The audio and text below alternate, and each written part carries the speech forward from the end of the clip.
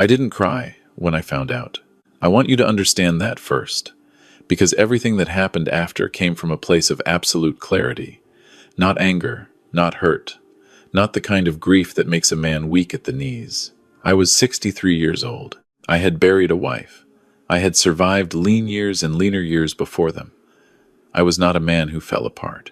I made coffee. I sat at the kitchen table where my wife used to do the crossword puzzle every Sunday morning. And I thought very carefully about what kind of father I had been, what kind of son my son had become, and what, if anything, I owed him after that morning. His name is Tyler. He's 28 years old. He has his mother's eyes, and I used to think, her warmth. He graduated from a good university, got a degree in business administration, and moved into the apartment I owned in the city about 4 years ago.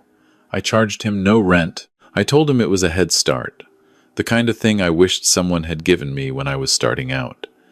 His mother had wanted that for him. She made me promise, in the last months of her illness, that I would always make sure Tyler had a foundation to stand on. I kept that promise. I kept it long past the point where a reasonable man might have reconsidered. I need to tell you about my wife before I tell you anything else. Her name was Donna. She was a school teacher for 31 years. She taught 4th grade, and she genuinely loved every child she ever taught. But she loved Tyler with a fierceness that was almost physical, like a hawk protecting something it cannot afford to lose. She was diagnosed with pancreatic cancer when Tyler was 22. She lasted 14 months. In those 14 months, she talked about Tyler more than she talked about anything else, including herself, including the pain. She worried about him. That was the word she used, worried. Not because he was a bad person, she said, but because we had made it too easy. Every time he failed a class, we tutored him. Every time he got into financial trouble, we covered it. Every time he needed something, it appeared. She said, toward the end, that she was afraid he didn't know yet what it meant to need something and have to figure it out himself. She asked me to let him struggle a little. She said it without any bitterness. Just that quiet, clear-eyed honesty she always had, the kind that came from spending 31 years watching children learn who they were. I told her I would. I meant it. But grief is a strange thing, and after she was gone, every time Tyler called needing something, I heard her voice, and I gave him what he asked for anyway, because it was the only way I knew to keep talking to her. I should have listened to her while she was still alive to hear me answer. My business was construction. I started it at 31, with a truck, a crew of 3, and a second mortgage on the house that I did not tell my wife about until we were already in too deep to back out. She forgave me. She always forgave me. Over 30 years, we grew it into something real: commercial contracts, municipal work, a reputation in 3 counties that meant something. I sold the company 7 years ago. I am not going to tell you exactly what I sold it for because it is none of anyone's business. But I will tell you that I have not worried about money since, and I do not intend to start. I live simply. I always have. I drive a truck that is 6 years old. I shop at the same grocery store I've shopped at for 20 years. I wear jeans and flannels and boots that are built to last. I do not own a boat or a vacation home or any of the things men my age are supposed to want once the work is done. I own 3 properties: the house I live in, the apartment where my son lived, and a small commercial building I rent out to 2 tenants. The rest of my assets are in accounts and investments that you would have no reason to look at from the outside. Tyler knew I was comfortable. He did not know the details. I had never believed in telling children exactly how much you were worth. My father didn't tell me, and I grew up understanding that what I got in life was what I worked for. And I thought that was healthy. In hindsight, I think Tyler understood that I was comfortable and filled in the rest with his own imagination, which turned out to be considerably more generous than the truth. For 2 years after he moved into the apartment, things were mostly fine. He was working at a marketing firm, making an entry-level salary, spending time with his friends, building a life. He called twice a week. We had dinner together on Sundays when he could make it. It wasn't the relationship his mother and I had with him when he was young, but it was something. I told myself it was enough. Then he met a woman. Her name is Cassandra. I didn't meet her for almost 6 months after they started dating, which I found odd but told myself to let it go. When I finally did meet her, she was polite in the careful way that people are polite when they've been coached, when someone has told them what to say and what not to say. She called me sir. She complimented the house. She didn't eat much at dinner. Her own family, I gathered, was from the area. Her father ran a private equity firm of some kind. Her mother sat on the boards of 2 local charitable organizations. They were, by every outward measure, successful people. Tyler changed after he met her. I noticed it slowly at first and then all at once, the way those things go. The Sunday dinners became less frequent. The phone calls moved from twice a week to once, then every 10 days, then whenever he remembered. He started talking about his plans differently, bigger, vaguer, full of the language of people who read too many business books and not enough history. He talked about disrupting markets. He talked about leverage and positioning. He talked about his father-in-law's connections, as if they were his own. That was the first time I heard him say father-in-law. I let it pass. I assumed he meant it loosely, the way young people sometimes call a girlfriend's father that when things are getting serious. I did not ask him to clarify. I should have. 6 weeks later, on a Tuesday morning in late October, I was sitting at the kitchen table with my coffee when my phone lit up with a notification. I had joined Facebook 2 years earlier because my sister kept posting photos of her grandchildren and I was tired of missing them. I didn't use it much. But Tyler had added me as a friend and I saw his posts when he made them. That morning, he had posted a photo. In the photo, Tyler was wearing a dark suit I had never seen. He was standing in front of what looked like a garden, manicured hedges, white flowers, string lights, the kind of setting that costs money to put together. He was smiling the way people smile in photographs when they are genuinely happy, not the way they smile for obligation. Next to him was Cassandra, in a white dress, and on either side of them were 2 people I recognized from the one dinner we'd had her parents. His caption said, "Finally married the love of my life, surrounded by the people who made me who I am." Grateful doesn't even begin to cover it. I read it 3 times. Then I set my phone face down on the table, and I sat there for a while with my coffee going cold, looking at the grain in the wood of the table, counting the things I knew. He had gotten married. That was the first thing. I was not in the photograph. That was the second. I had not been invited. I was certain of this because I would have moved mountains to be there, and I had received nothing, no call, no email, no text, no letter, nothing. And the caption, "The people who made me who I am." Her parents. Her parents, who I had met exactly once, who had given him nothing that I could see, except the confidence that comes from marrying into money. Those were the people who had made him who he was. I finished my coffee. I rinsed my cup. I went to the shop in the backyard where I build furniture in my retirement, and I spent 4 hours working on a cabinet I had started the previous spring, planing the edges down until they were exactly level, fitting the joints until there was no gap you could feel with your fingertip. I worked until my hands stopped wanting to shake. That evening, I called my attorney. Not because I had decided anything yet, because I wanted to understand what I was holding and what my options were. Her name is Patricia, and she has handled my affairs for 15 years. She is not easily surprised. When I explained the situation, she was quiet for a moment, and then she said, very calmly, "Tell me about the apartment." I told her. Title in my name, held in a revocable trust I had set up after my wife died. Tyler's name was nowhere on the deed. He had no legal claim to it. He paid no rent. There was no lease agreement, because I had never thought to draw one up, which Patricia noted with the quiet professionalism of someone who has spent 15 years watching people be underprepared for things they should have anticipated. She told me what my options were. I thanked her, and I told her I wasn't ready to make any decisions yet. She said she understood. She said to call her when I was. I did not sleep well that night. Not because I was falling apart. I want to be clear about that. I was not falling apart. I was thinking about my wife, about the promise I had made her, about all the ways I had not kept it. I was thinking about the cabinet in the shop and how a joint that looks flush from the outside can still have a gap you can't see until you're inside it. I was thinking about what it meant that my son had built an entire life and decided, deliberately and consciously, that I was not part of it.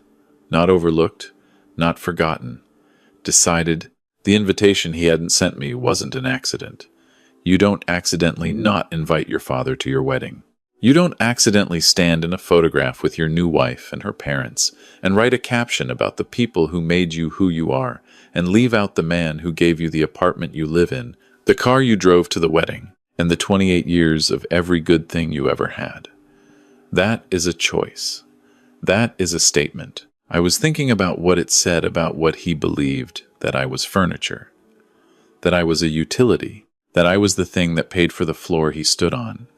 And the floor didn't get invited to the wedding because the floor didn't matter. The floor was just there. 3 days passed. I did not call him. I was waiting to see if he would call me first, if he had any awareness at all that what he had done required something from him, some acknowledgement, some reaching out, some evidence that he understood what had happened and that he cared. On the 4th day, he called. It was a Thursday afternoon. I answered on the 2nd ring. He said, "Hey, Dad, how's it going?" I said it was going fine. How was he? He said he was great, actually. He had some news. He'd been meaning to call. He and Cassandra had gotten married. It was a small ceremony, he said. Just close family and a few friends. Real low-key. He hoped I understood. They just wanted something intimate. I said, I see. He said he hoped I wasn't upset. He said it was just the kind of thing they wanted to keep small. I said I understood. I asked him if he was happy. He said he was really happy. Dad, she's amazing. Her family has been incredible. Her father has some connections that could really help Tyler get his business off the ground. And by the way, speaking of that, he had a reason for the call. Of course he did. He was starting a company, a consulting firm, he said. He had a business plan, he had a potential client. He just needed a little capital to get it off the ground. He was wondering if I could help him out. He said it with the ease of someone who has never been told no, someone for whom asking is just a formality before receiving. How much? I said. 20,000, he said. Just as a loan, he said. He'd pay me back once the business started generating revenue. I said I'd think about it. He said great. And then he talked for another 5 minutes about the business and the potential and his father-in-law's connections. And I listened, and I said the right words at the right times. And when we hung up, I sat very still in my truck in the parking lot of the hardware store where I'd been buying wood screws, and I understood something I had been avoiding for a long time. My son did not see me as his father. He saw me as a resource, a patient, reliable, endlessly available resource that would continue to provide as long as he continued to ask. He did not think about what I might feel. He did not consider that there was a person on the other end of his requests who had a history and a grief and a set of expectations that he was, systematically and without malice, failing to meet. He hadn't even thought to wonder how I had found out about the wedding, or whether it had hurt. He had simply moved on to the next transaction. That was the word that settled into me. Transaction. Our entire relationship, from his perspective, was a series of transactions, and I had enabled that. Every time I had given him what he asked for, without asking anything in return, not gratitude, not communication, not presence. I had confirmed for him that this was how it worked. That dad was a resource, and resources don't have feelings. Resources just have balances. I drove home. I called Patricia. I told her I was ready. She walked me through it. The apartment was mine, free and clear, in my trust. I could do anything I wanted with it. I could sell it. I could lease it. I could give Tyler 60 days' notice to vacate. 60 days was the legal minimum for a month-to-month occupant in the absence of a written lease. She recommended we send the notice certified mail, return receipt requested, and that I document the condition of the apartment before and after vacancy. I asked her about the $20,000 loan request. She said that was entirely my decision and had no legal dimension. I told her I wasn't going to give it to him. She said she thought that was my decision to make, and she wasn't going to tell me I was wrong. I said I wasn't asking her to tell me I was wrong. I said I just wanted to say it out loud once before I did what I was going to do. She said she understood that. The notice went out on a Friday. Certified mail, 60 days. I also sent a brief letter, not emotional, not accusatory, just factual.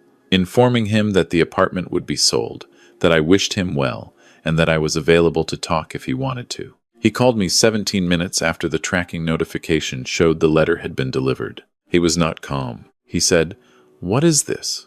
What does this mean? You can't do this. I live here.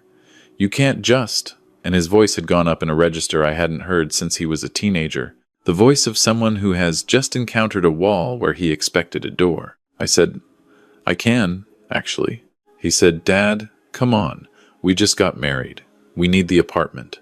I said, "You've had 4 years. $20,000 of free rent per year. Conservatively, that's $80,000 I've given you in housing alone, on top of everything else. I think I've been more than generous." He said, "So this is about the wedding? This is you punishing me because you're upset about the wedding?" I said, "I'm not upset about the wedding, Tyler. I hope you and your wife are very happy. This is about something larger than the wedding." He said, "What does that mean?" I said, "It means I've spent a long time being a utility for you instead of a father.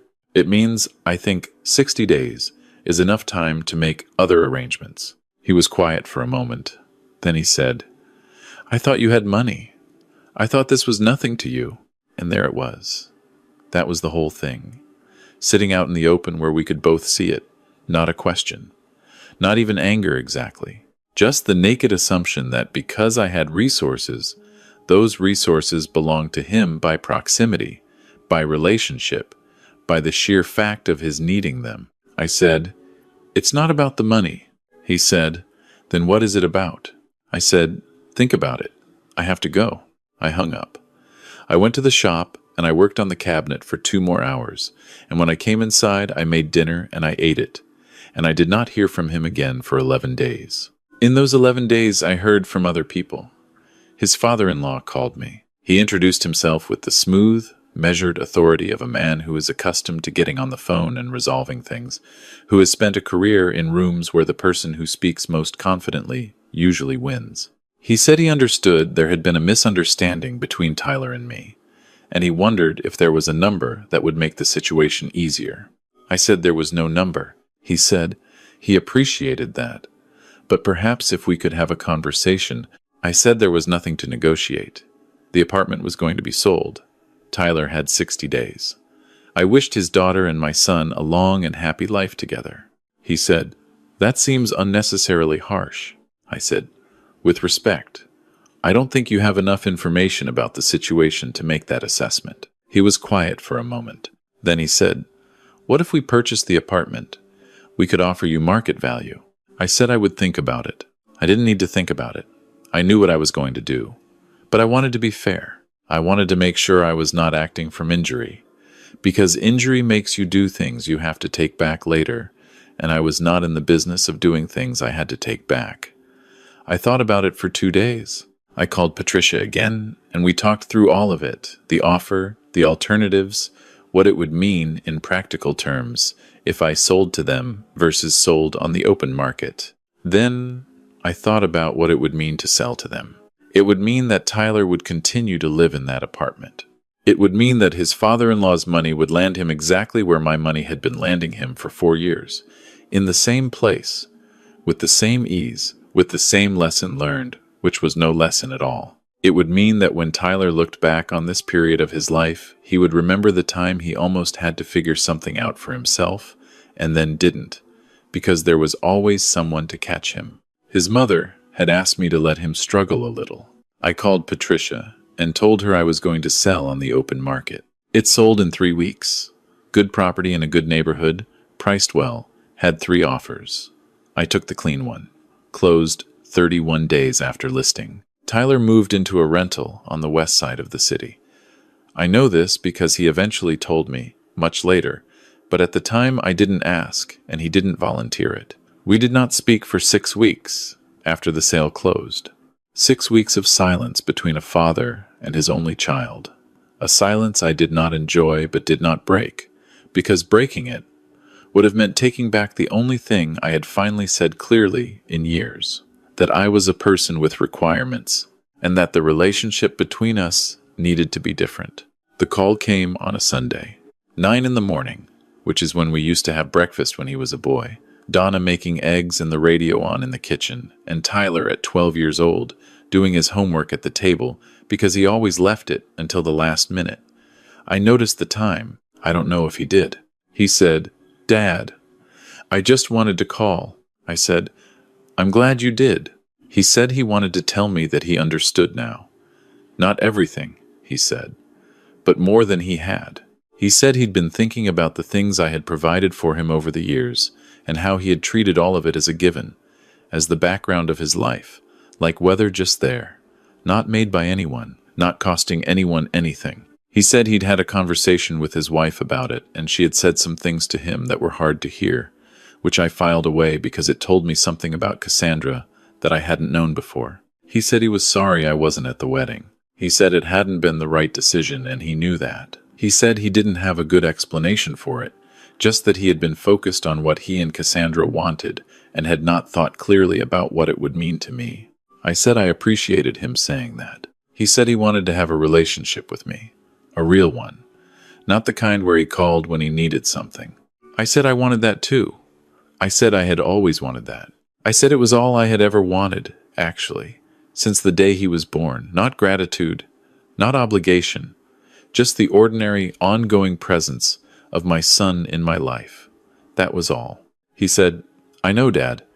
I think I'm just starting to understand what that means." We talked for an hour and 40 minutes, longer than we had talked in years. He asked me about the furniture I was building. He asked about his aunt, my sister, who he hadn't called in months. He asked about a neighbor of mine who used to take him fishing when he was a boy, and who has since moved to Florida to be closer to his own grandchildren. It was the kind of conversation that doesn't have an agenda, and those are the best kind. Before he hung up, he said, "I know I don't have any right to ask you anything right now." I said, "Ask anyway." He said, "The business." He wasn't asking for money. He understood that was off the table. And honestly, he said, he thought it should be off the table. He thought he needed to do it himself, or not at all. But he was wondering if he could come over sometime and talk through the business plan with me. Just my perspective. As someone who had built something from scratch, I said yes. I said come Sunday. I said I'd make breakfast. He came. He brought Cassandra. I had not expected that, and when I opened the door and saw her standing beside him, a little nervous, a little careful, I thought about what Tyler had said, that she'd told him some things that were hard to hear. I looked at her more carefully than I had before. She said, "Mr. Farrow, I owe you an apology." She said it without preamble, without build-up, just stood there in my doorway with her hands clasped in front of her, and said it like someone who had practiced and then decided the practiced version was wrong and was going off script.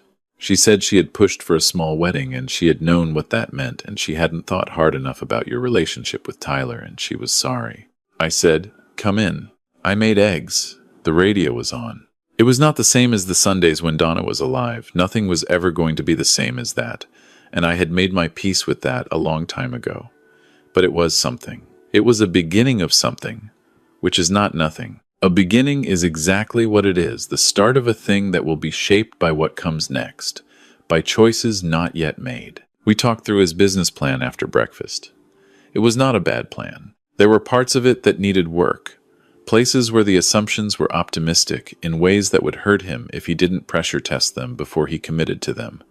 I told him that directly. He didn't bristle. He listened. He asked follow-up questions. He took notes on his phone. He was, for the first time in a long time, not performing for me, not being the confident son with the bright future, not managing my perception of him, just sitting at his father's kitchen table asking genuine questions because he genuinely didn't know all the answers. His wife was quiet through most of it, but once or twice she asked a question that was sharper than anything Tyler had thought to ask, and I could see why he'd fallen in love with her. She was clear-eyed in the way that useful people are clear-eyed, without sentimentality about the parts of a situation that don't deserve sentimentality. They stayed until early afternoon. When they left, Tyler hugged me at the door in the way he used to hug me when he was a boy. Not the backpat of adult men performing closeness, but something more deliberate, a little longer than necessary. I let it be longer than necessary. I am 63 years old, and I am not ashamed to want my son's arms around me. I stood at the door for a while after they pulled away. The street was quiet. The neighbors across the road were raking leaves. It was the kind of October afternoon that smells like wood smoke and cold air and the faint sweetness of decomposing leaves. The smell of every fall since childhood, the smell I associate with Donna because she loved October, and she always made me stop whatever I was doing to go outside and just stand in it for a minute. Just take it in. I stood in it for a minute. I thought about what my wife had asked of me in those last months. Let him struggle a little. I thought about how long it had taken me to do it. I thought about all the times I could have let a natural consequence land and had instead cushioned it, and what that had cost us both, not money. Money was the least of it, but the years of a relationship that had become transactional because I had accidentally taught him that I was a transaction. I do not think my son is a bad person. I want to be clear about that. He is not bad. He is the product of a set of conditions, some of them beyond anyone's control, losing his mother at 22, which does things to a person that don't show up on the surface for years, and some of them absolutely within my control and handled poorly. He learned what I taught him, and what I taught him, for too long, was that love was something that showed up automatically, without maintenance, without earning, like a pension just there every month regardless of what you'd done to deserve it. He is learning something different now. So am I. The business launched 4 months after that Sunday breakfast. He signed his first real client 6 weeks after that, not through his father-in-law's connections. He was specific about telling me that he wanted me to know. His own hustle, his own pitch, a mid-sized company that needed the kind of help he was positioned to give. He called me the evening he signed the contract. He was not smooth about it, not performing, just genuinely excited in the raw, unguarded way he used to be excited when he was a kid, and something went right. He said, "Dad, I did it. I actually did it." I said I knew he could. He was quiet for a moment, and then he said, "I keep thinking about what you said, about being a utility." I said, "It's in the past." He said, "No, I keep thinking about it because I think you were right. I think I needed to hear it. I think I needed the floor to stop being there before I understood the floor was something, before I understood someone built it." I didn't say anything for a moment. Then I said, "Your mother would have been proud of you." He said, "Yeah?" I said, "For this. For the contract, yes, but mostly for the rest of it. For the call you made. For coming to breakfast. For letting Cassandra apologize, even though it would have been easier for both of you to just leave that unsaid." He said, "She made me." He laughed a little. He said, "She's actually kind of terrifying." I said, "Good. You need someone terrifying." He laughed again. He said, "Cassandra wants to know if you'll come for Thanksgiving. Her parents will be there." He paused, and then he added, "I know that's a lot. If you'd rather just do something smaller, just us." I said, "I'll come." He said, "Yeah?" I said, "I'm your father. Where else would I be?" He said, "Okay, good." He sounded relieved, which told me it had cost him something to ask, which told me that he was paying attention now to what things cost. I hung up and went to the shop and stood there in the smell of sawdust and machine oil and looked at the cabinet, which I had finished by then, which was sitting against the wall waiting to be stained. It was a good cabinet. The joints were tight. I had taken my time with it. I thought about the fact that I had built things my whole life. Companies, buildings, a marriage, a family. Not all of them came out the way I planned. The marriage was the best thing I ever built, and I didn't get to keep it as long as I should have. The family was still under construction. I picked up a piece of sandpaper and started working on a rough edge I had been putting off. There are things I know now that I did not know at the beginning of all this. I know that giving a person everything they need before they know how to ask for it does not make them grateful. It makes them entitled. And entitled is not a character flaw so much as it is a gap in education, a lesson that simply wasn't taught. The fault for that is not entirely theirs.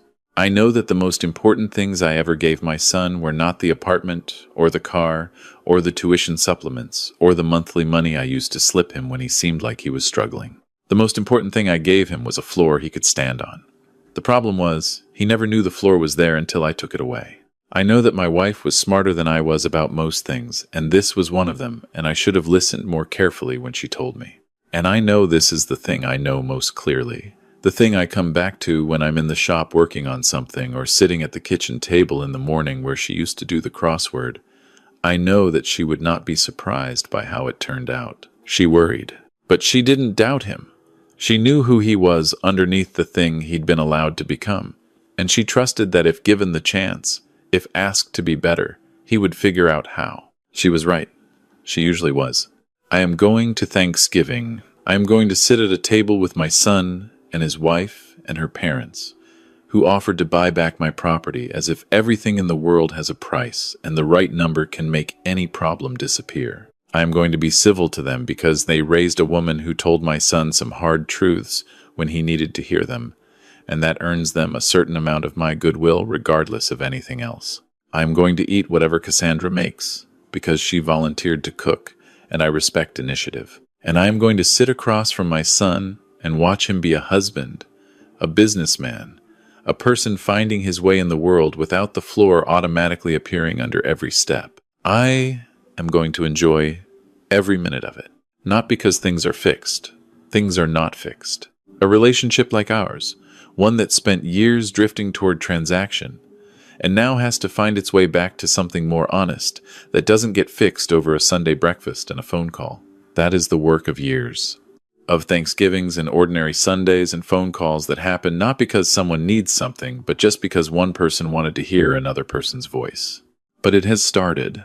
We have started. And a start is exactly what it is, the beginning of a thing that will be shaped by what comes next. I am 63 years old. I have learned, slowly and sometimes the hard way, that the shape of the future is not set by what happened. It is set by what you do after. I plan to do the right things after. I have time. We both do.